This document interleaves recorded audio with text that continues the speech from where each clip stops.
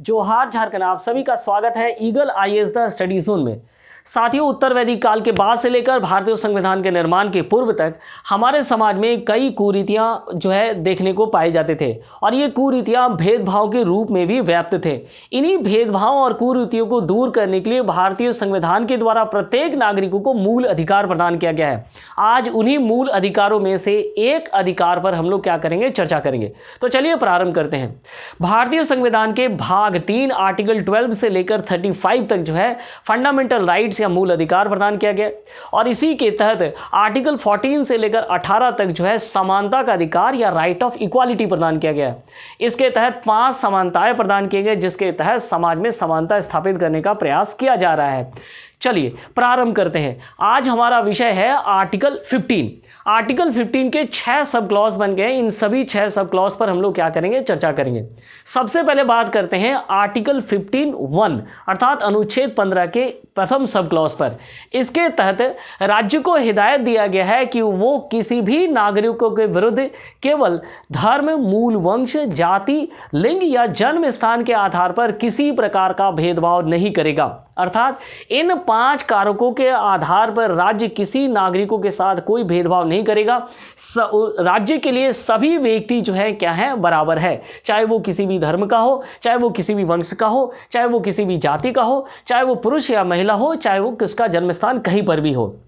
चलिए अब बात करेंगे आर्टिकल 15(2) को लेकर। इसके भी 2 भाग हैं। इन दोनों भागों में जो है आम जनों के साथ साथ राज्य को हिदायत दिया गया। अर्थात आर्टिकल 15(2) ना केवल राज्य के लिए बल्कि ये आम जनों के लिए भी है। इसके तहत कहा गया है कि किसी भी नागरिक चाहे किसी भी नागरिकों के साथ धर्म, मूल वंश, जाति, लिंग या जन्म स्थान के आधार पर किसी भी दुकानों, सार्वजनिक भोजनालयों, होटलों या सार्वजनिक मनोरंजन के स्थानों पर प्रवेश को रोका नहीं जा सकता या विभेद नहीं किया जा सकता है। इसके साथ साथ अगर कोई निर्माण राज्य निधि के द्वारा बनाया गया है या चाहे उसमें राज्य का पूर्णतः या अंशतः हिस्सा हो, जैसे कुएं का निर्माण किया गया, तालाब का निर्माण किया गया, किसी सार्वजनिक मिलन का सार्वजनिक समागम के क्षेत्रों का निर्माण किया गया, वहाँ जो है प्रवेश को इन 5 कारकों के आधार पर रोका नहीं जा सकता है।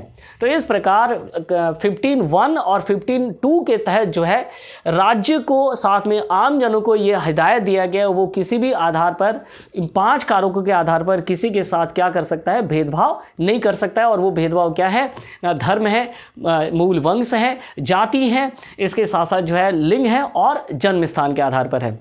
चलिए, लेकिन चूंकि हमारा भारतीय जो समाज है वो पुरुष प्रधान समाज है, यहाँ महिलाओं का विकास उतना नहीं हो पाया है, तो उसके विकास का क्या होगा। और इसी के लिए जो है आर्टिकल 15(3) में जो है प्रावधान किया गया है।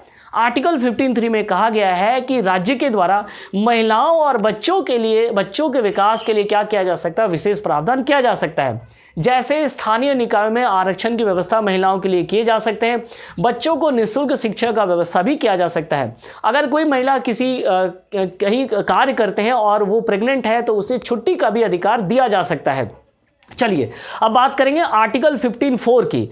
यह प्रथम संविधान संशोधन 1951 में जोड़ा गया था, जिसके तहत सामाजिक एवं शैक्षणिक रूप से पिछड़े वर्गों या अनुसूचित जातियों या अनुसूचित जनजातियों के विकास के लिए राज्य के द्वारा जो है प्रावधान किया जा सकता है। और इस कार्य के लिए जो है कहीं भी आर्टिकल 15(1) या आर्टिकल 15(2) जो है बाधा उत्पन्न नहीं करेगा। चलिए अब बात करते हैं आर्टिकल 15(5) की। आर्टिकल 15(5) को जो है 93 संविधान संशोधन 2005 के द्वारा जोड़ा गया था। इसके तहत जो है पिछड़े वर्गों के छात्रों को उच्च शैक्षणिक संस्थानों में 27% आरक्षण की व्यवस्था की गई है और इसे 2008 में सुप्रीम कोर्ट के द्वारा भी वैध माना गया था। लेकिन इसके साथ साथ सरकार को कहा गया था कि वे क्रीमी लेयर के सिद्धांत का पालन करें और इस प्रकार क्रीमी लेयर के सिद्धांत भी बाहर आए, जिस पर जो है हम अलग से क्या करेंगे, चर्चा करेंगे। चलिए अब बात करते हैं आर्टिकल 15(6) की। आर्टिकल 15(6) जो कि आप सभी को अभी ज्ञात है कि आर्थिक रूप से कमजोर वर्ग या EWS इकोनॉमिकली वीकर सेक्शन के लिए राज्य के नियुक्तियों में एवं शैक्षणिक संस्थानों में जो है 10% का आरक्षण की प्रावधान करता है। इसे 103वें संविधान संशोधन अधिनियम 2019 के द्वारा जो है आर्टिकल 15 में जोड़ा गया था।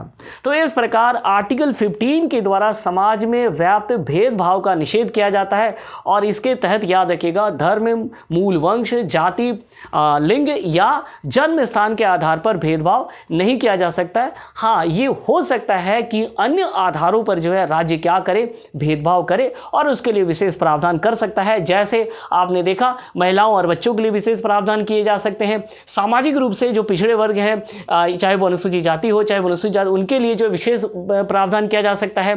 पिछड़े वर्गों के छात्रों के लिए 27% आरक्षण की व्यवस्था की गई है और EWS जो है अर्थात आर्थिक रूप से कमजोर वर्ग है उनके लिए भी 10% का व्यवस्था किया गया है।